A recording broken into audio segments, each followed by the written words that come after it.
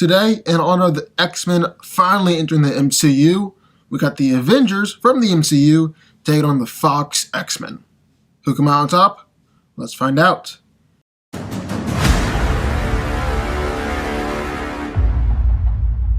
The Avengers are a team of extraordinary individuals with superpowers or other special characteristics designed to protect the world from inner or extraterrestrial threats that are considered too big for any one hero to handle alone. Now, the Avengers roster is kind of difficult to nail down because technically, by the end of Endgame, almost every hero in the whole MCU can be considered an Avenger. However, we're going to try and keep the numbers between the two teams as fair and balanced as possible, so we're just not going to throw the whole MCU up against the X-Men. So we'll be using everyone who's an official member of the team. So people who are clearly close to the Avengers, not affiliated with any other team. Iron Man is a founder of the team, the smartest man in the world, and has a suit of armor that allows him to battle directly against Thanos and create any weapon imaginable. Captain America is the leader of the team. It's the pinnacle of human physical potential. It's one of the best fighters in the world and carries around an unbreakable vibranium shield. Thor is the god of thunder. He's one of the strongest and most powerful heroes in the universe, and is able to control lightning, as well as having a powerful weapon in Stormbreaker. Hulk is easily one of the strongest beings on Earth. Quicksilver is the fastest man alive, and Vision is a powerful android with the ability to manipulate his density and has a freaking Infinity Stone in his forehead. Hawkeye is the most accurate man in the world.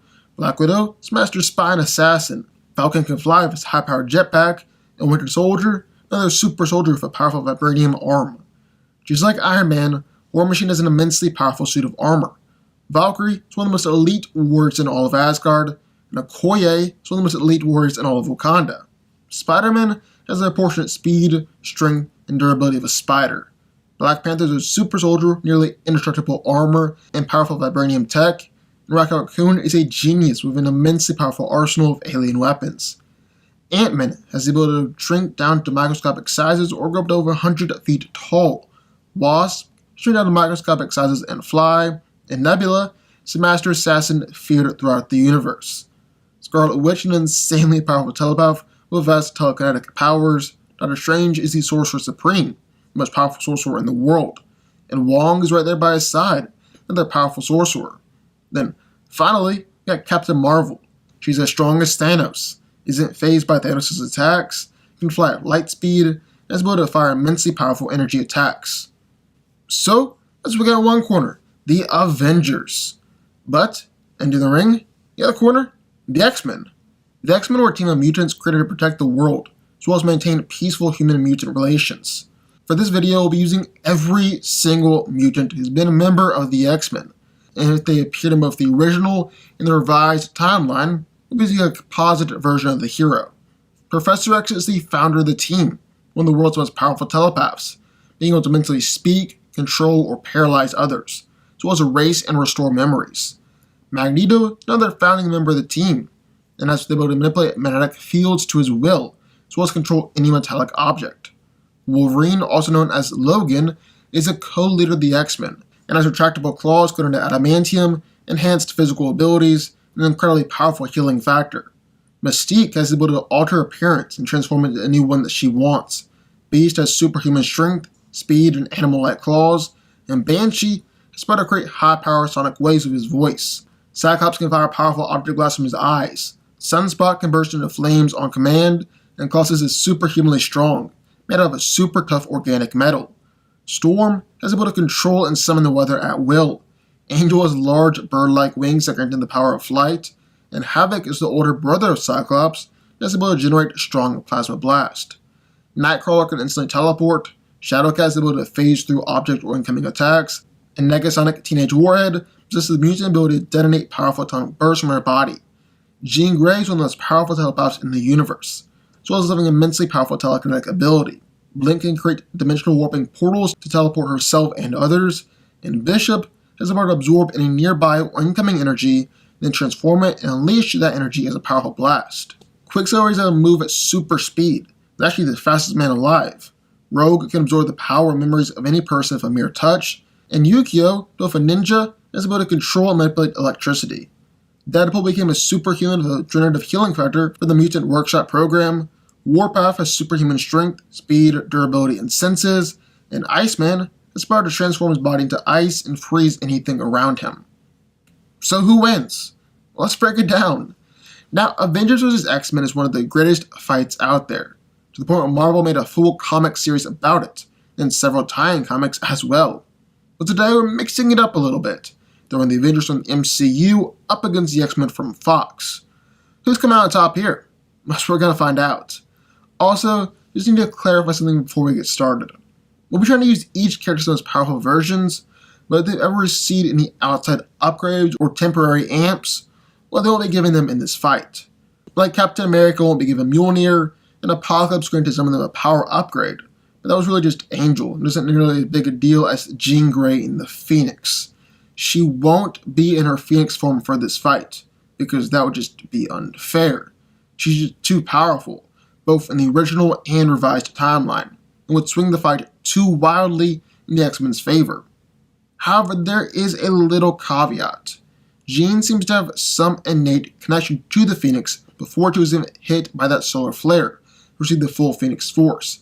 As evidence, she produced a fire raptor when she destroyed Apocalypse. Since that seems to be more her raw power, was never explained as an outside amp, she will be able to use that fire raptor in this fight. Alright, now let's get started.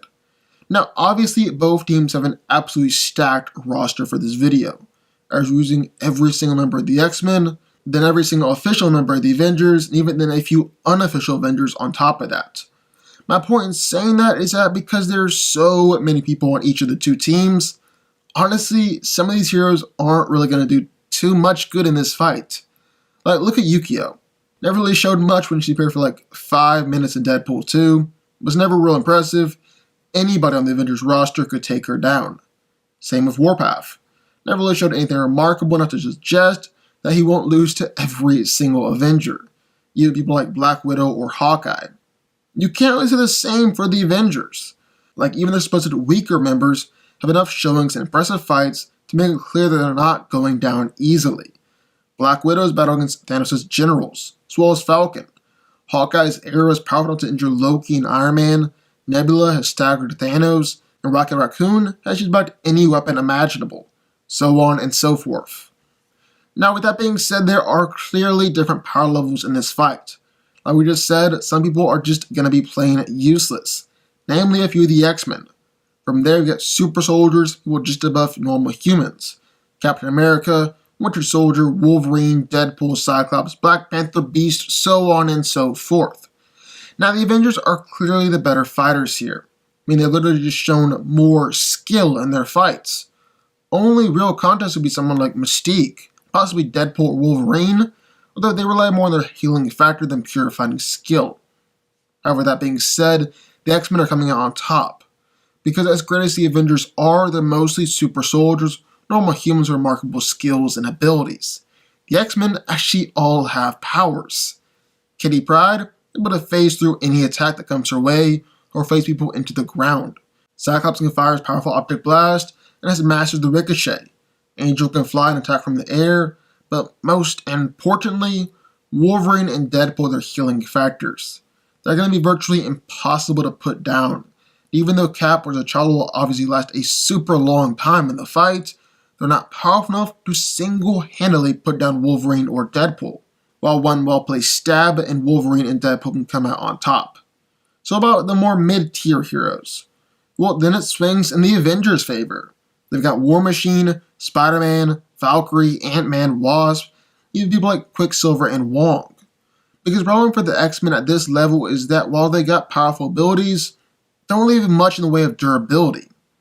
Like, really, Colossus is the only one who's even remotely durable enough to take more than one punch from Spider-Man, War Machine, and even Ant-Man and Wasp can take him out with a few hits.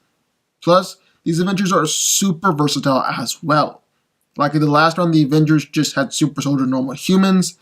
This round they got Quicksilver, War Machine, Ant-Man and Wasp, and even freaking Wong.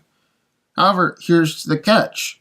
Whichever team wants to win this fight, they gotta take down the heavy hitters on the other team. The Avengers have a hell of a lot of heavy hitters. Iron Man is strong to injure Thanos, and is durable enough to take attacks from Thanos. Be hit with the Power Stone, even be hit with a moon.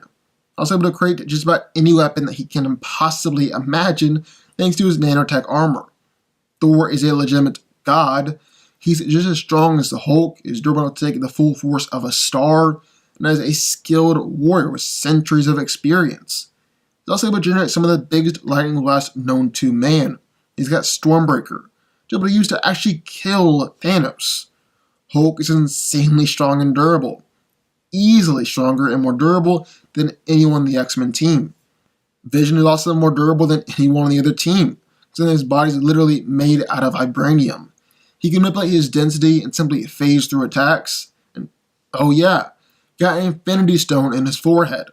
If you really wanted to, you could throw a Giant Man at the mix. And again, he's stronger and more durable than any X-Men.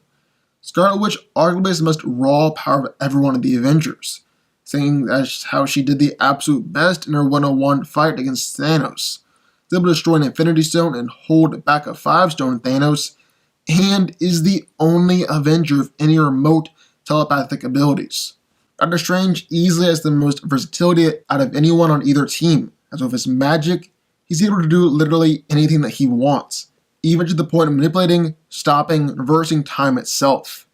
Then there's Captain Marvel, who, like it or not, might very well be the most powerful hero in the MCU. I mean, she was the only one who's able to go toe-to-toe and actually overpower Thanos. That should just about say it all right there. No one, absolutely no one, has the power or ability to take down Thor, Hulk, or Captain Marvel in a straight-up fight. They're just too powerful and way too durable. However, thing is, the X-Men don't actually have to beat them in a physical fight in order to beat them. Enter Professor X and Jean Grey. Because here's the thing, powerful as they are, really no Avengers ever shown any resistance to telepathy. In fact, kind of the exact opposite. Scarlet Witch is able to mind control all the Avengers at once, including Thor and Hulk, and Wanda's never shown telepathy anywhere close to approaching Charles and Jean. Really, Professor X and Jean could just instantly paralyze everyone, knock them out, or mind control everyone here, including Thor, Hulk, and Captain Marvel, and even including Doctor Strange and Scarlet Witch. Jean is also just insanely powerful outside of her telepathy, able to literally kill a mutant deity like Apocalypse, destroy his force fields, and literally disintegrate him. Then there's Magneto and Quicksilver. Really, throwing this father and son duo into the mix just make it unfair. Magneto is going to have a field day, because way too many Avengers have metal here. Iron Man and War Machine are literally wearing metal armor. Even Spider-Man, depending on what armor he's in. And Vision is legitimately a metal android. Captain America is a metal shield, Winter Soldier is a metal arm, Black Panther is wearing metal vibranium armor, and really almost every one of the Avengers has metal somewhere on their body. Even someone like Doctor Strange has a metal ring, metal amulet, watch with metal cover, and a cloak with metal collar. Magneto is straight up so powerful that when he goes all out, he's able to literally start shifting the Earth's magnetic poles. And Eric has also manipulated super metals before with adamantium, so vibranium and probably even Uru wouldn't be too much of a problem for him. Then there's Quicksilver. No one is even close to approaching Quicksilver's level of speed, even the other Quicksilver or Captain Marvel. And Peter will just be able to run circles around everyone and pretty much instantly take out anyone who's not Iron Man, War Machine, Vision, Hulk, Thor, or Captain Marvel. Like we already said, Professor X and Jean Grey could mind control everyone. Magneto can take most everyone out instantly too. Really, it's kinda weird, because take these 4 X-Men away, and the Avengers freaking sweep. They would stomp the X-Men, just absolutely annihilate them. The Avengers definitely do have more raw power with Thor, Hulk, and Captain Marvel. And even have an insane amount of versatility too, Doctor Strange and Scarlet Witch. But when you throw these 4 little X-Men into the fight, it just swings wildly into their favor, since almost every single one of them can take out the majority of the Avengers by themselves, all by their lonesome. And if we're being honest, I kinda wanted this fight to go the other way, because I personally like the MCU Avengers a whole lot more than the Fox X-Men. But these four X-Men are just so strangely overpowered. I mean, to think that one Fox X-Men can take down almost every Avenger of the MCU is just bizarre. But they can, because the Avengers have no counter for what they're packing. Telepathy, magnetism, and insane super speed. Sure, Doctor Strange could land just the right spell at the very beginning of the fight, or the Avengers could just try and outlast them, because the X-Men are nowhere near as durable. But I really don't see a way out of this for the Avengers. The X-Men are more versatile. Because of that versatility, they're more powerful, because the Avengers have no way to counter their versatility. It'll be a super fun fight, and as things are looking right now, a fight that we might actually get to see on the big screen. But as things are looking right now, the Avengers need to beef up and switch up their roster a little bit, because the X-Men are coming out on top. The X-Men win. But what do y'all think? I'm sure you're going to have lots of thoughts, probably be quite mad at me down in the comments down below, but sound off. Also be sure the like button, subscribe button, turn notifications, join the FanCo army, and I will see y'all next time.